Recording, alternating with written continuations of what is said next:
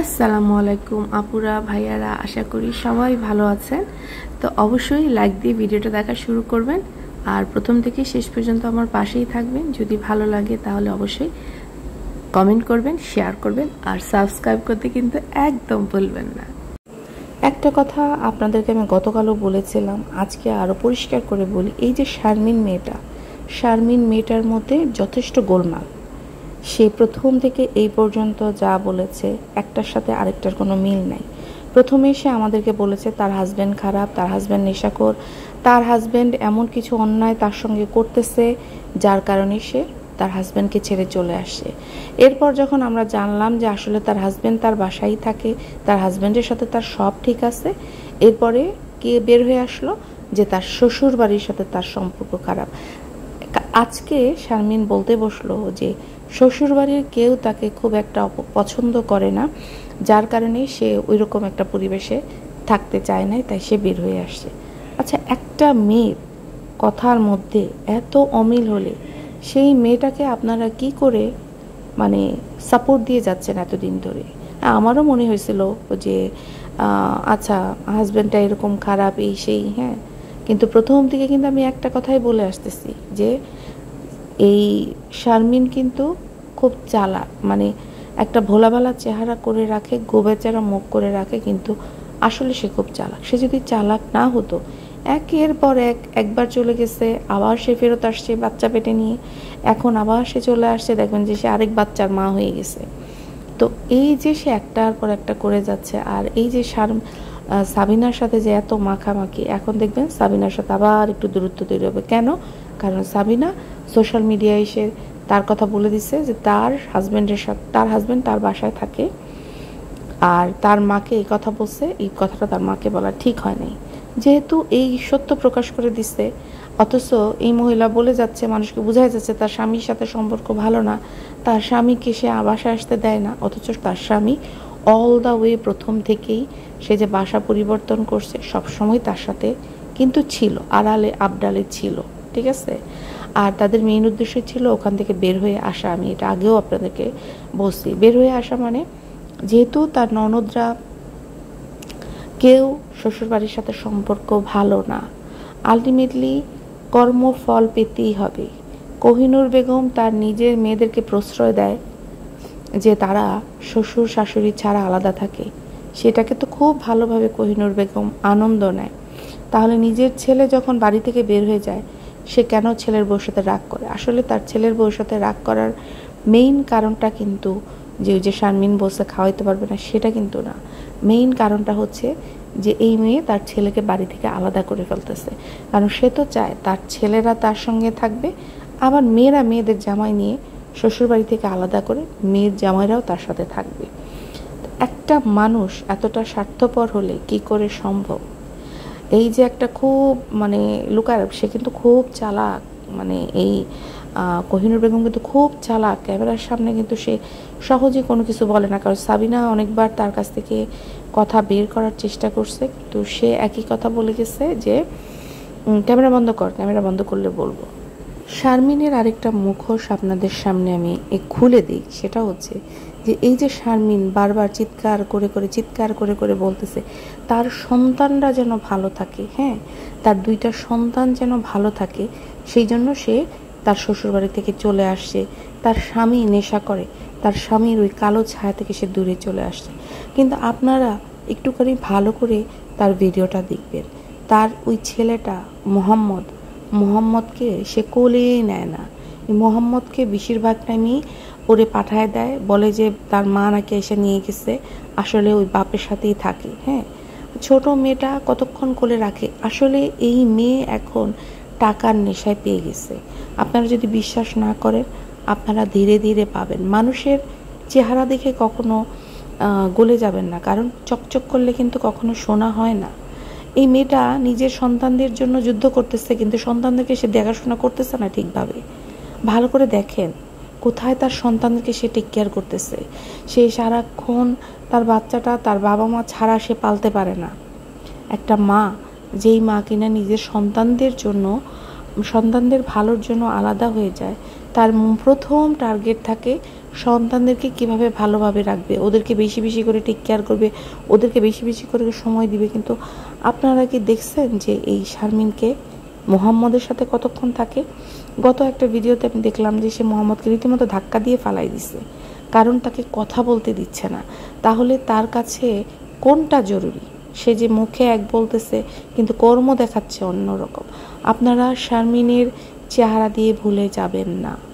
শারমিন আসলে এই মুহূর্তে টাকার পিছনে দৌড়াচ্ছে। কেন টাকার পিছনে দৌড়াচ্ছে? কারণ বুঝতেই পারতেছেন তার 2 ননদ অলরেডি জমি কিনে ফেলছে, তার বড় ননদ সুন্দরভাবে শ্বশুরবাড়িতে দোতলা করছে। এখন তার টার্গেট সে নিজের টাকায় জমি কিনবে, সেখানে বাড়ি করবে। এই মেয়ের সেটাই টার্গেট। তার জন্য বাচ্চাদের মায়ের দৌড়, পিটাপাটি, মারামারি যা করা দরকার সে করবে। আর আপনাদের কাছে কি মনে হয় আজকে প্রত্যেকটা পরিবারে বিভিন্ন ধরনের সমস্যা আছে? হাজব্যান্ডের সাথে কার লাগালাগি হয় না, হাজব্যান্ডের সাথে ঝগড়া করে কে কোথাও চলে যায় না। কিন্তু এই যে এই পরিবারটা, তাদের যে কিচ্ছা নিয়ে, পারিবারিক কিচ্ছা মানুষকে শোনায় এই যে টাকা ইনকাম করতেছে, আপনাদের কাছে কি মনে হয় এরা কোনো পরিবার হতে পারে? এটা কোনো সম্মানিত পরিবার কি? তার পরিবারকে যারা ব্লগিং করে, আরও তো ব্লগার আছে, লাইক ধরেন শাহনাজ শিমুল আছে, তারপরে হচ্ছে আপনার ওয়াহিদা টাইনি ওয়ার্ল্ড, আরও অনেকেই আছে। কাউকে আপনারা দেখবেন না যে তাদের স্বামী, শ্বশুরবাড়ি এসব কিচ্ছা কাহিনী বলে। তারা তাদের দৈনন্দিন জীবনে রান্না বান্না, ঘর গুছানো, কোথাও বেড়াতে যাচ্ছে, কি করতেছে সেগুলি দেখায়। কিন্তু এরা জানে যে এরা সেগুলি দেখাইতে পারবে না, কারণ এদের তো সেই যোগ্যতাই নেই এগুলো দেখানো। সেই জন্য তারা সবচেয়ে সহজ টার্গেট বেছে নিছে নিজের ফ্যামিলিকে ইচ্ছা বিক্রি করা, এবং এইটাই হচ্ছে ওদের মেইন সাকসেস। ওরা ফ্যামিলিকে ইচ্ছা বিক্রি করেই কিন্তু ওরা আজকে ধুমধুম করে উপরে চলে যাচ্ছে। কারণ আমরা এই সমাজ ব্যবস্থাটা এমন হয়ে গেছে যে আমরা খারাপ জিনিস, অন্যের কাহিনী, অন্যের খারাপ জিনিস দেখতে খুব পছন্দ করি। আপনি দেখেন এই শারমিনের কথা চিন্তা করেন। শারমিনকে কিছুদিন আগে দেখছেন কমেন্ট বক্স বন্ধ, এখন কেন তার কমেন্ট বক্স খোলা? কারণ সে এখন মানুষের কাছ থেকে সহানুভূতি আদায় করতেছে। সে জানে লোকজন তাকে খারাপ কমেন্ট খুব কম করবে, ভালো কমেন্ট বেশি করবে, এই জন্য তার কমেন্ট বক্সটা খোলা।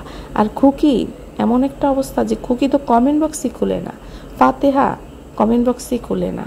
হ্যাঁ, আর এই বাপ্পি আর হচ্ছে এই তিশা, এরা মাঝে কমেন্ট বক্স এদেরও বন্ধ, কিন্তু এরা 2-1টা কমেন্ট ছাড়ে যেগুলো তাদেরকে নিয়ে ওই যে বাটার দিয়ে তাদেরকে যে কমেন্টগুলো করা হয় সেগুলো তারা ছাড়ে। ওইদিকে মরিয়মের মাকে লোকজন অনেক বকাবকি করছে। এই যে মরিয়মের, সাবিনার কথা আমি বলি, এই সাবিনা যখন তার নিজের বোন মিমের কথা বলা হয়েছিল যে মিম শ্বশুরবাড়ির লোকজন দেখে না, দর্শক বলছিল, তখন সে কি বলছিল? তখন বলছিল আমার বোন কেন বাবুদের বাসার ভাড়া দিবে, আমার বোন কেন তার শাশুড়িকে দেখবে, হ্যাঁ কেন দেখবে, তার ছেলে আছে তার ছেলে দিবে। তাহলে এখন কেন তুই পাশে দাঁড়ালি না তোর মার, মানে তোর ভাবির? এখন তুই তোর মাকে কেন বললি না যে তোমার বোনও তো, তোমার মেয়েও তো এটা করে? বা আপনি চিন্তা করে দেখেন, এই সাবিনার কথাই চিন্তা করেন, সাবিনা তার দেবরকে কি হারে খাটায়, কি হারে খাটায়। যেমন সাবিনা খাটায় তেমন আরিফ খাটায়। আরিফের তো না মার প্রতি দরদ, না ভাইয়ের প্রতি দরদ, না বউয়ের প্রতি দরদ, কারো প্রতি এর কোনো দরদ নাই।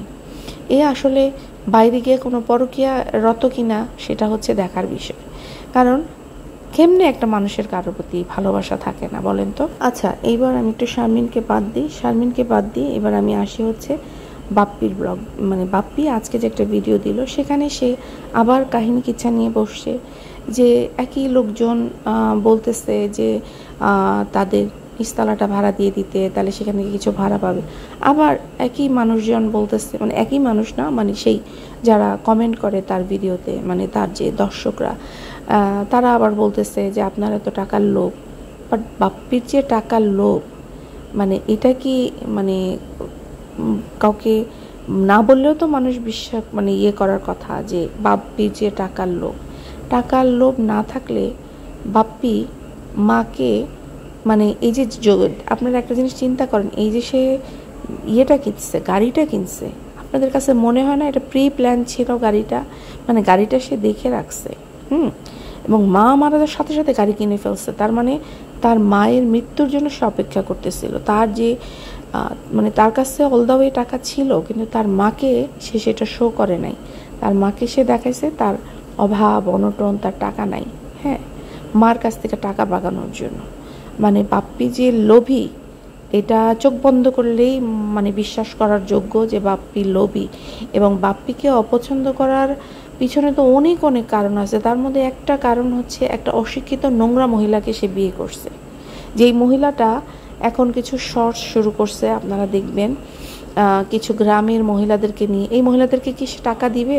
এই যে এতগুলো মানুষ যে তার ভিডিওর পিছনে খাটতেছে, নর্মালি যারা এইসব ভিডিও করে, মানে একসাথে যারা ভিডিও করে তারা কিন্তু টাকা শেয়ার করে নেয়, কিন্তু এই মহিলা কি এদেরকে টাকা দিবে? হয়তো একবেলা এদেরকে যে একটু টিয়ে খাওয়াই দিবে, ওই যে চিপস মিপস ভেজে খাওয়াই দিবে।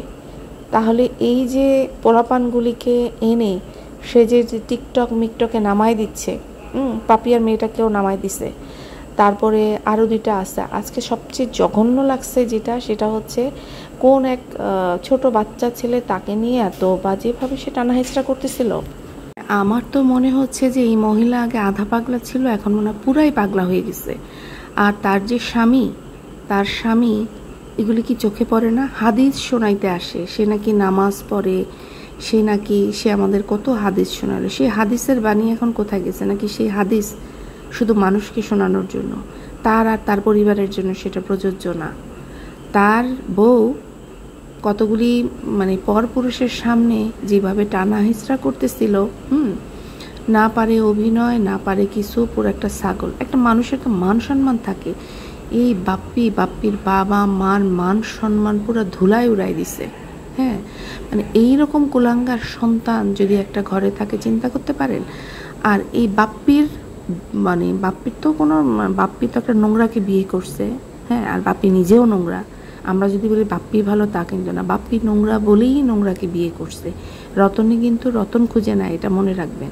সো সে নোংরা বলেই সে একটা নোংরা মহিলাকে খুঁজে খুঁজে বের করছে বিয়ের জন্য। আর যেহেতু তারা দুইজনেই নোংরা, তার সন্তান কীরকম হবে? তো তার সন্তানরাও তাকে সেরকমই, তার তো মান সম্মান নাই, তো তার মান সম্মান গেলে কি না গেলে কি, তার সন্তানরা যদি তার মান সম্মান ধুলায় লুটায় দেয়, চিন্তা করেন।